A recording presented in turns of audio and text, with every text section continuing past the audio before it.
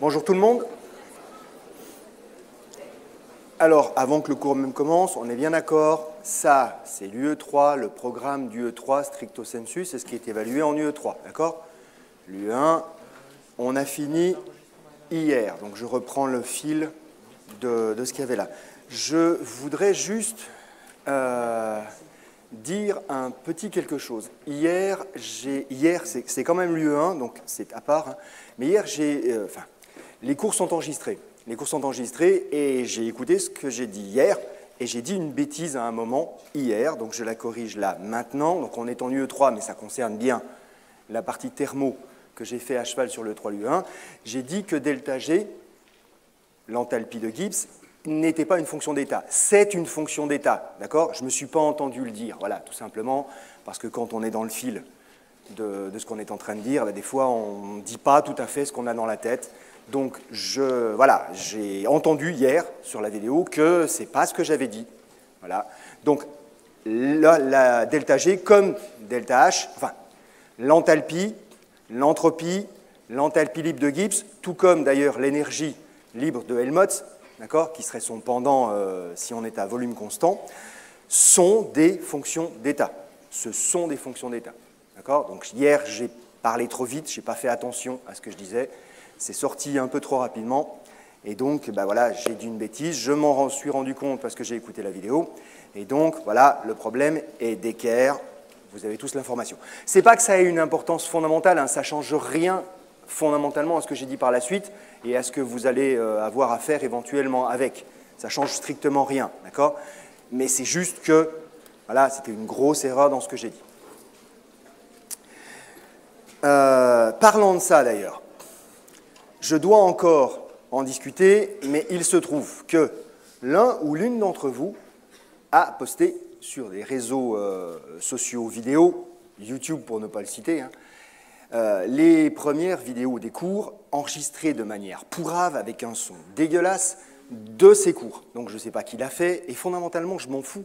Je trouve juste que c'est pas bien de l'avoir fait, parce que c'est illégal, voilà, et puis deux, la qualité est tellement mauvaise, minable et pourrie que je ne vois pas comment ça peut être utile à quiconque de regarder ça. Bon, je ne parle pas simplement de se taper une deuxième fois mon cours, hein, ça, je trouve ça déjà curieux comme attitude, mais d'avoir envie de mettre ça dans une qualité aussi déplorable sur Internet, je trouve ça bizarre, voilà, bizarre simplement. Mais peut-être que ça répond à un besoin. Et pour le coup, je suis quelqu'un qui aime bien expérimenter. J'aime bien voir comment ça se passe quand on essaie des choses nouvelles. Donc, à titre purement expérimental et pour voir ce que ça donne, puisque moi j'ai récupéré les vidéos de très bonne qualité, eh bien, vous pouvez trouver la première partie du cours en ligne sur YouTube. Vous cherchez mon nom, vous allez tomber dessus, d'accord? Voilà, il y a un moteur de recherche sur cette plateforme vidéo, vous tapez mon nom, vous allez tomber dessus. Vous regardez pas, ça vous concerne, d'accord? C'est à vous. C'est découpé en chapitres, d'accord? En gros d'un quart d'heure, une demi-heure, ça dépend des morceaux. Vous regardez pas, moi ce que je veux, et la seule chose qui m'intéresse là-dedans, c'est l'expérience pédagogique qui se trouve derrière, d'accord? Voir ce qui se passe quand, en plus, on met à disposition le cours a posteriori. Donc c'est purement expérimental, c'est de la pédagogie, d'accord? Expérimental, ça n'a rien à voir avec le cours à proprement parler, c'est juste pour voir ce qui se passe derrière quand on fait ces démarches-là. Alors il y a un truc qui doit être bien clair. Évidemment, cette vidéo-là, mais j'en avais déjà parlé tout début de mon cours, elle n'est pas de bonne qualité par rapport aux standards de ce qu'on trouve sur YouTube. Je ne parle pas ici de la qualité intrinsèque de la vidéo. La vidéo, elle est bonne en elle-même. Je parle de la qualité de la scénarisation et consorts. C'est du direct, d'accord? C'est du direct qui est pris. Il y a les bafouillages, il y a les erreurs et les reprises que j'ai pu faire, dont celle que je viens voilà, de faire là à l'instant. Donc tout ça, ça reste dedans. Ce n'est pas édité, évidemment. Ce que l'on fait normalement avec une vidéo sur ces plateformes. C'est juste du direct en l'état. Mais j'aimerais savoir ce qui se passe quand on vous le met à disposition dans de bonne qualité et voir ce qui se passe derrière. OK? Bon, la plateforme en question, c'est celle-là, parce que ça y était déjà et que vous aurez des facilités à trouver. Évidemment, des généralisations de ce genre de choses-là, ben, vous y aurez droit, d'accord? Ce seront sur les plateformes de l'université, mais je n'avais pas envie de m'embêter avec ce genre de truc-là, c'était déjà dessus, ça reste dessus, et puis au moins comme ça, c'est en bonne qualité. Mais j'aimerais voir ce qui se passe derrière. Voilà. Après, vous en faites ce que vous voulez, vous êtes à un niveau d'équité vis-à-vis de ça. Vous avez tous accès à cette plateforme, d'accord? Elle n'est pas bloquée, elle n'est pas limitée. Vous pouvez y avoir accès depuis chez vous, depuis l'université, puisque des ordinateurs sont à votre disposition, avec des bandes passantes qui sont suffisantes pour le voir. Vous avez même la possibilité de regarder ça sur vos téléphones. Donc, il n'y a pas de rupture d'équité. À ce niveau-là, je ne veux pas entendre de conneries de ce type-là à aucun moment, d'accord? C'est disponible pour tout le monde. Justement, peut-être même à la limite plus que quand c'est disponible sur les plateformes de l'université, parce que justement, c'est totalement ouvert. OK? Voilà. Donc, vous êtes au courant, vous savez, moi, sachez simplement que de mon point de vue, c'est juste une expérience pédagogique. Donc, ça n'a pas d'objectif autre, ça n'a pas à être reproduit, ça n'a pas à être étendu, ça n'a pas à être diffusé auprès des autres enseignants, c'est juste pour voir. Merci. Alors, on reprend le cours. Ça, c'est ce sur quoi, normalement, si je ne me trompe pas, on s'est arrêté la dernière fois. Donc, une notion qui existe dans les domaines biologiques et médicaux d'osmolarité efficace et donc de pression osmotique efficace, sachant que dans cette idée-là, eh bien, on retire, en fin de compte, ce qui pourrait concerner les espèces qui sont capables de transiter assez librement à travers la membrane réelle, puisque, il faut bien le reconnaître, cette membrane n'est pas hémiperméable. On ne sait pas faire de vraie membrane hémiperméable, avec seulement le passage du solvant.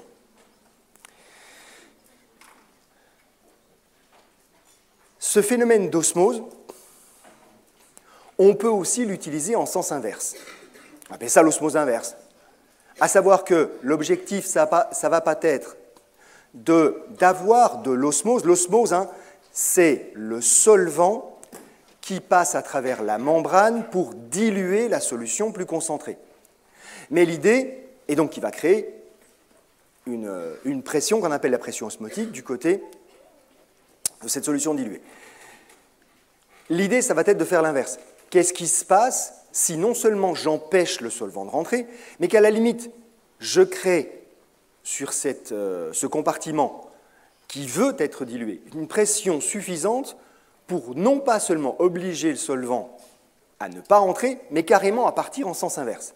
La membrane étant hémiperméable, elle peut très bien laisser le solvant passer dans les deux sens, et d'ailleurs c'est ce qu'il fait le solvant. Il diffuse dans les deux sens, d'accord? Simplement, tant que c'est possible, il va diffuser préférentiellement dans le sens permettant la dilution. Ce qui n'empêche pas des molécules de revenir en sens inverse quand même, simplement il y en a moins. Et donc on a le phénomène de dilution. Mais si on appuie suffisamment fort du côté du compartiment qui devrait être dilué, on doit être capable de forcer les molécules d'eau, du solvant d'une manière générale, à passer majoritairement en sens inverse. Non seulement on contrecarre la pression osmotique, mais à la limite on va au-delà. Donc si la pression exercée sur ce compartiment-là est supérieur à la pression osmotique, on devrait observer un mouvement du solvant dans l'autre sens.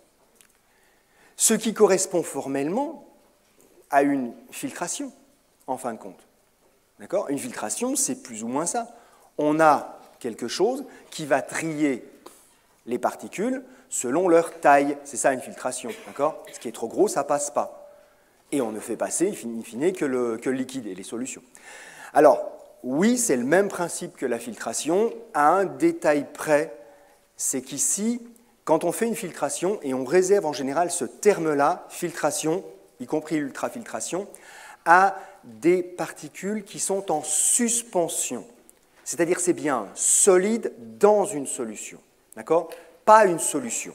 Un solide qui reste un solide, sous forme de particules solides, simplement qui se balade, d'accord, librement à l'intérieur de la solution. Donc on réservera le terme de filtration à cette situation-là.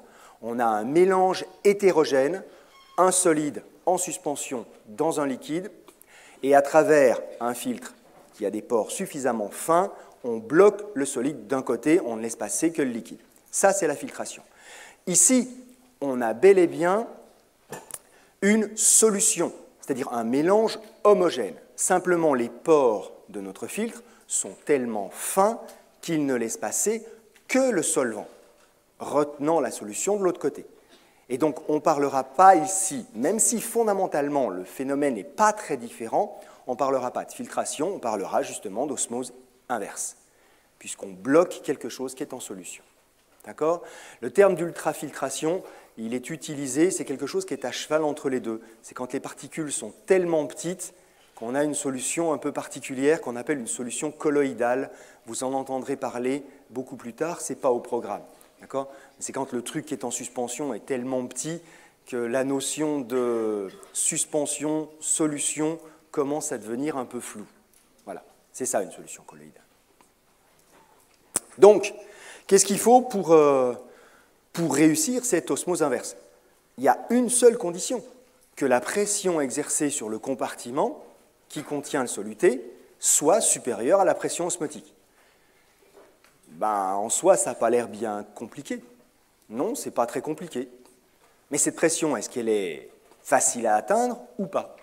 Ce n'est pas très compliqué de la calculer.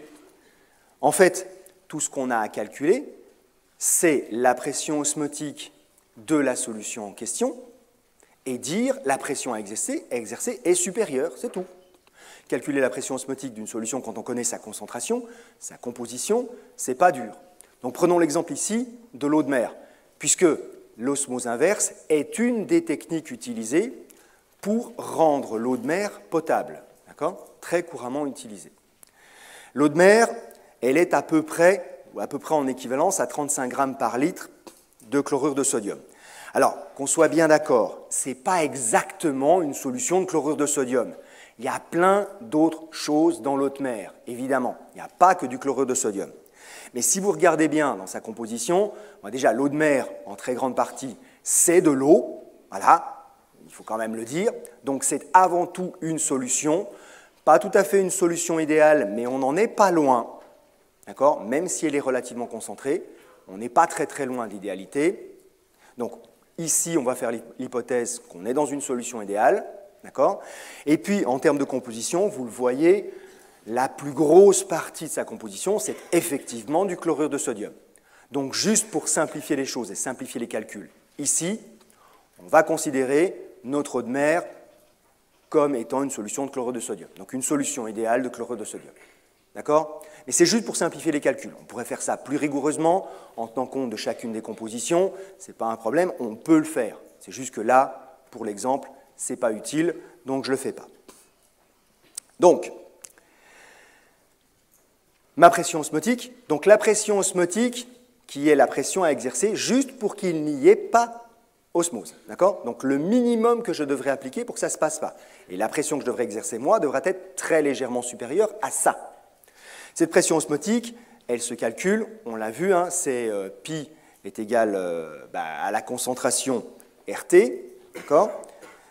Cette concentration, c'est l'osmolarité. Cette osmolarité, celle que je vais calculer moi, d'accord ? Elle est en mol par litre. L'osmolarité que je dois rentrer dans la formule est en mol par mètre cube, d'où le 1000 qui vient d'apparaître. D'accord ? Donc mon eau à 35 grammes par litre, vous ferez le calcul en osmolarité, mais vous le ferez par vous-même. Ce serait bien que vous le fassiez par vous-même. D'accord ? Ça va me donner une osmolarité de 1,2 osmol par litre. R, 8,3, 8 si on n'a pas de calculatrice, mais là, on peut prendre 8,3. Et puis, je me suis mis ici à 300 Kelvin. Pourquoi ? Parce que c'est plus facile au niveau du calcul, c'est juste ça. D'accord ? Mais donc, on est là à 27 degrés Celsius. C'est pas grave, hein, en soi. On fait le calcul et on trouve donc, vous le voyez, juste en faisant le calcul, en gros 3 millions. 3 millions de pascal. D'accord ? 3 millions de pascal, alors dit comme ça, on sent que c'est un gros chiffre. Mais comme la pression atmosphérique, c'est déjà 100 000 pascal, c'est un peu plus dur. Donc, si on met ça, tiens oui, il n'est pas arrivé au nom. Si on met ça en barre, ça donne une meilleure idée, ça fait 30 bars. 30 fois la pression atmosphérique. C'est déjà quelque chose d'important. C'est juste de l'eau de mer, d'accord? Ce n'est pas une solution ultra concentrée. C'est une solution concentrée, d'accord? Relativement concentrée en sel, mais ce n'est pas exceptionnel non plus. Et il faut déjà une pression de plus de 30 bars pour simplement la contrer.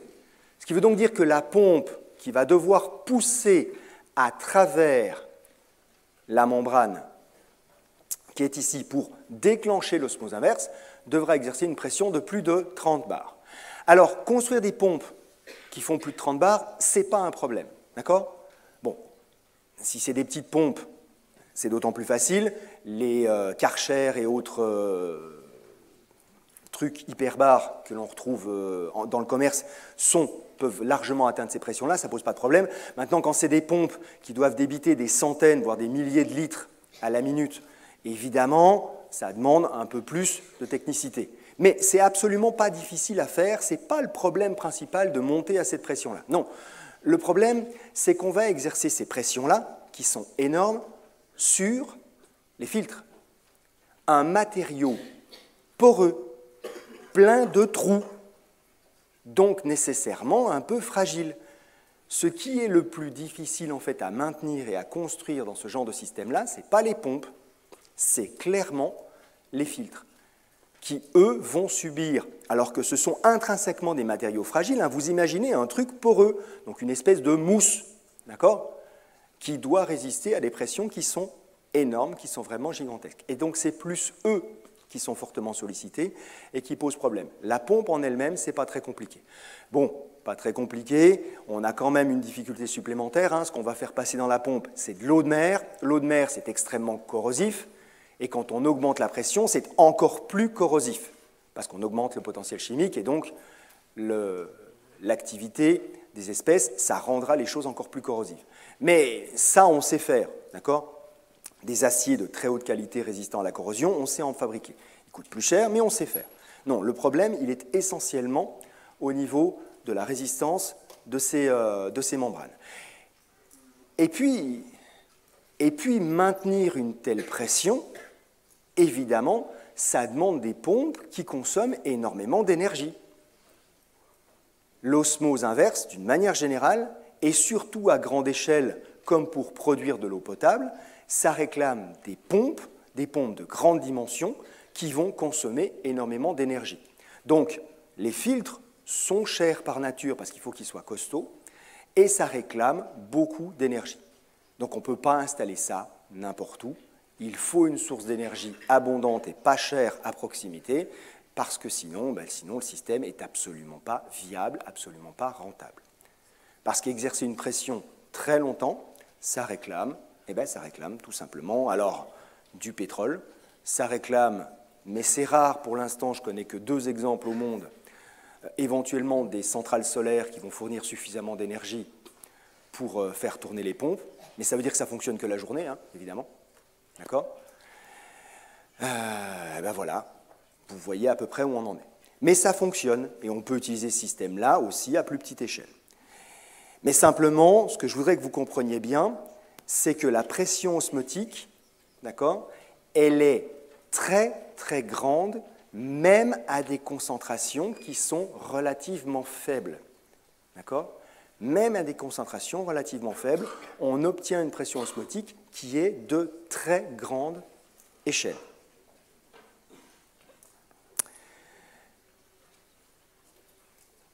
Vous allez lire, et ce n'est pas faux, c'est même parfaitement exact, que le phénomène de dialyse, c'est de l'osmose. Et oui, c'est de l'osmose avec une membrane imparfaite.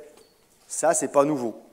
Oui, une membrane dialysante, c'est avant toute chose. Donc la dialyse, c'est pour éventuellement pallier des problèmes de reins déficients, donc nettoyer le sang, d'accord, hein, de ces impuretés en particulier. Oui, ça fonctionne sur le même principe, simplement les membranes dialysantes sont évidemment perméables aux solvants, sinon ce n'est pas de l'osmose, voilà, le problème est réglé, mais c'est également perméable aux petits solutés, les solutés de petite taille. En gros, les pores sont suffisamment importants pour laisser passer les molécules de petite taille. D'accord? Par contre, imperméable aux molécules de grande taille. Alors ça veut dire quoi petit, ça veut dire quoi grand?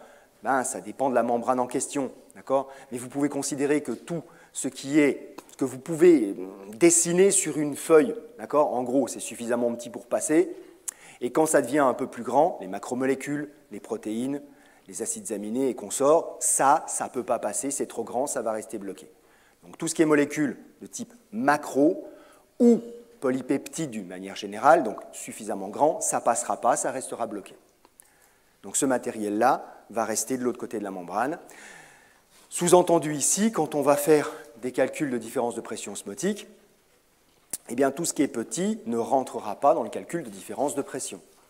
On a un autre phénomène qui va apparaître, qu'on appelle l'équilibre de Donan, mais on n'en parlera pas maintenant, on en parlera plus tard, parce qu'il y a des phénomènes électrochimiques qui interviennent, de différence de potentiel, et comme on n'a pas vu ça, on va voir ça dans quelques semaines, autant en parler quand on aura effectivement déjà étudié ces phénomènes électrochimiques. Donc je reviendrai sur cette partie-là plus tard à la suite du cours d'électrochimie, dans quelques semaines. Donc ce n'est pas tout à fait fini, c'est laissé en suspens, ce n'est pas une difficulté. Donc voilà, ça va se faire dans les deux sens, le solvant dans un sens, les petits solutés qui peuvent partir, eux, dans les deux sens. On aura donc deux phénomènes concurrents ici, un phénomène d'osmose et un phénomène de diffusion. Voilà. Donc sachant que l'osmose, c'est la diffusion du solvant, mais uniquement du solvant.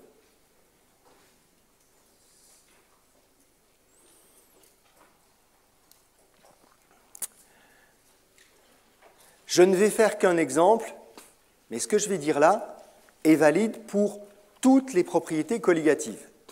Une des utilisations de ces propriétés colligatives, c'est une des, d'accord? C'est de déterminer la masse molaire d'un soluté.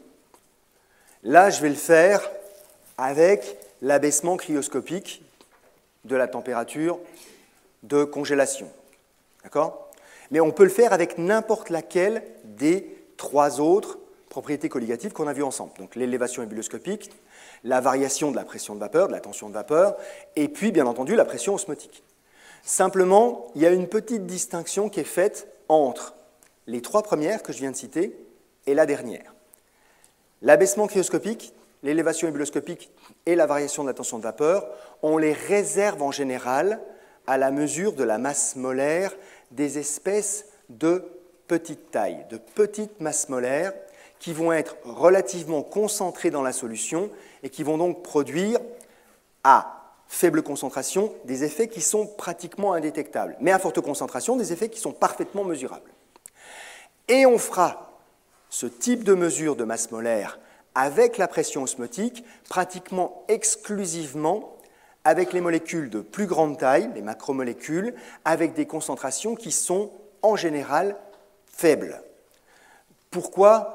Ben, pour une raison super simple, c'est que vous avez compris, on l'a vu tout à l'heure, la pression osmotique, elle varie énormément avec la concentration, et très vite. Donc si on met des solutions concentrées pour essayer de mesurer les pressions osmotiques, on va mesurer des valeurs énormes, et les instruments dont on dispose pour le faire ne sont pas forcément adaptés à ça. Alors que quand on utilise ces mesures de masse molaire, donc de pression osmotique avec des solutions peu concentrées, mais des grosses molécules, comme par exemple les protéines, eh bien on peut le faire sur des solutions peu concentrées. Et à contrario, si on met des solutions très peu concentrées pour mesurer des variations de température ou des variations de pression qui sont très faibles, ben on ne verra rien. D'accord ? Donc solutions peu concentrées, les trois premières, donc température et pression, solutions plus concentrées et généralement macromolécules, la pression osmotique. Mais le principe reste fondamentalement le même. On a notre équation de départ telle qu'elle est écrite ici. D'accord ? Donc, la variation de température ici, c'est une fonction de l'osmolarité. Pour simplifier les choses, mais on n'est pas obligé de le faire, mais comme c'est nous qui préparons la solution, en général, c'est le cas, je vais considérer que j'ai un seul soluté. D'accord ? J'ai un soluté.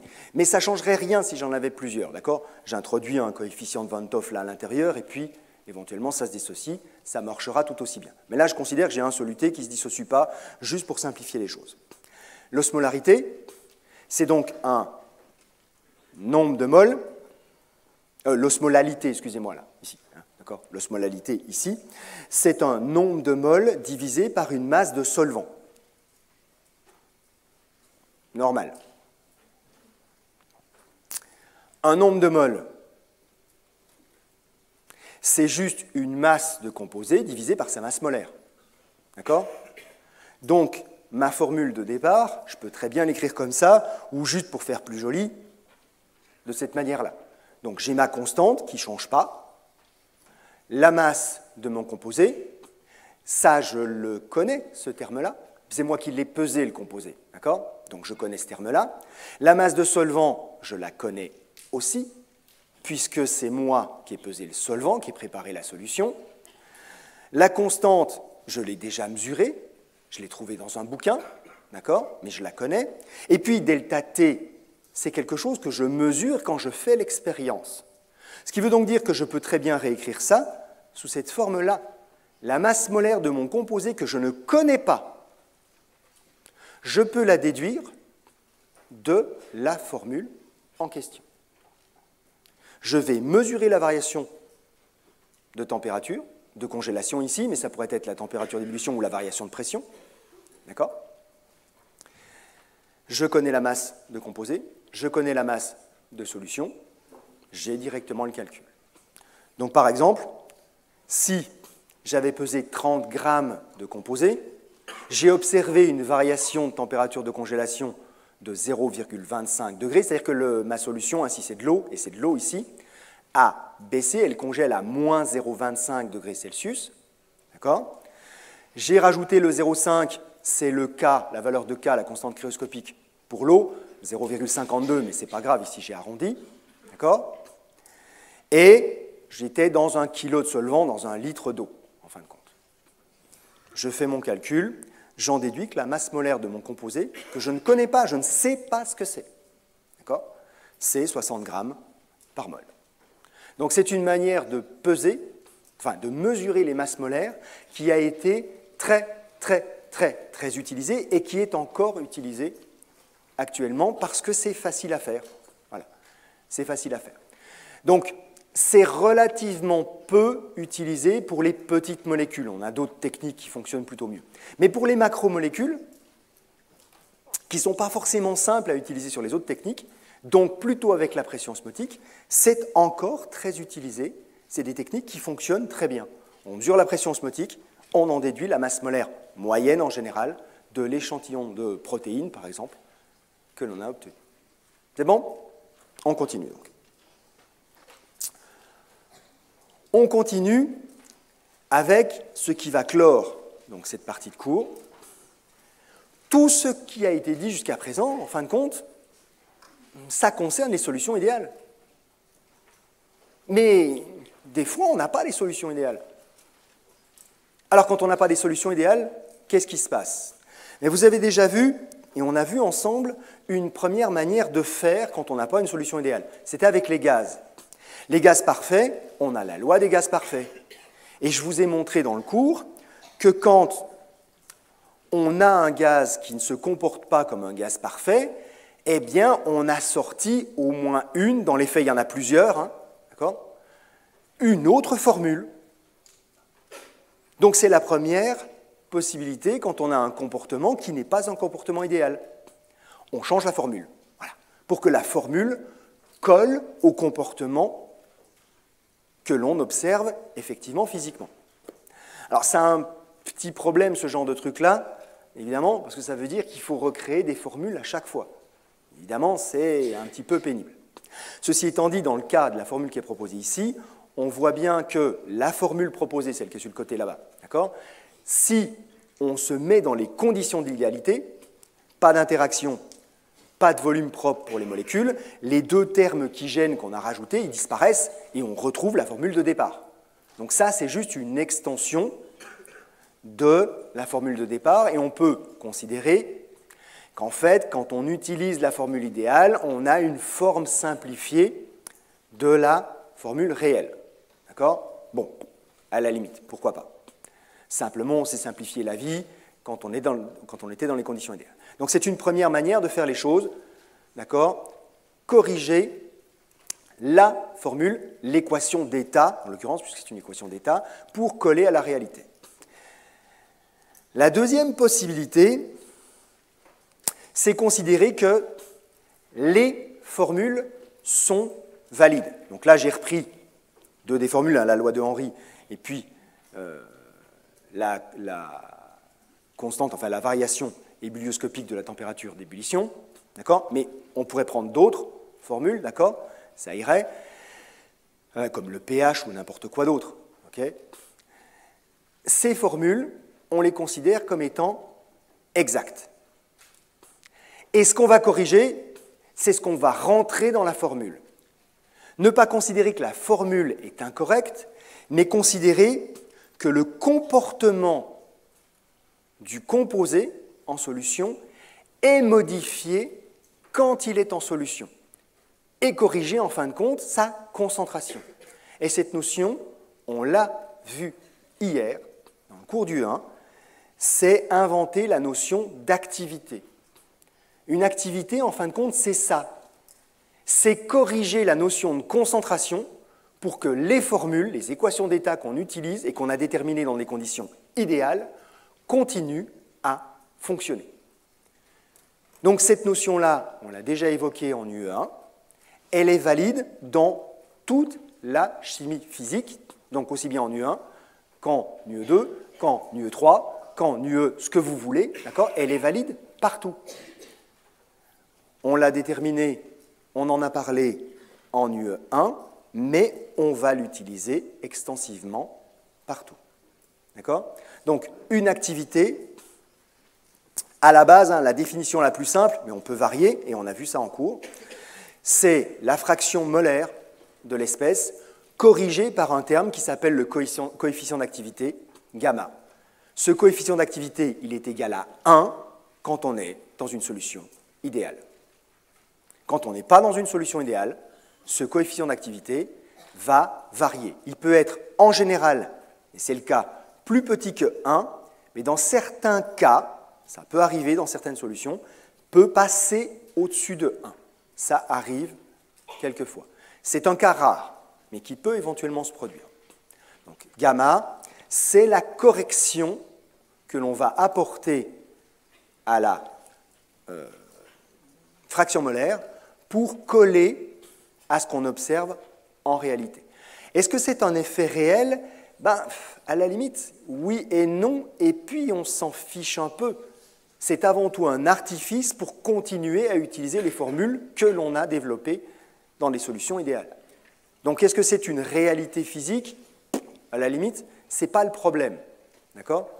Dans les faits, en général, on l'explique, ce gamma et la présence de ce gamma, en disant mais quand un soluté est dans une solution, son comportement va changer selon ce qui se trouve autour de lui, d'accord? Et plus il y a de choses autour de lui, plus son comportement va être modifié. Et gamma tient compte de cette modification de comportement parce que son environnement change avec la concentration des autres espèces ou sa propre concentration. Donc on peut expliquer ça comme ça. Mais dans les faits, c'est avant tout un artifice mathématique, et c'est ça qui est important. Une correction pour que le modèle continue à fonctionner, même quand il n'est plus valide théoriquement.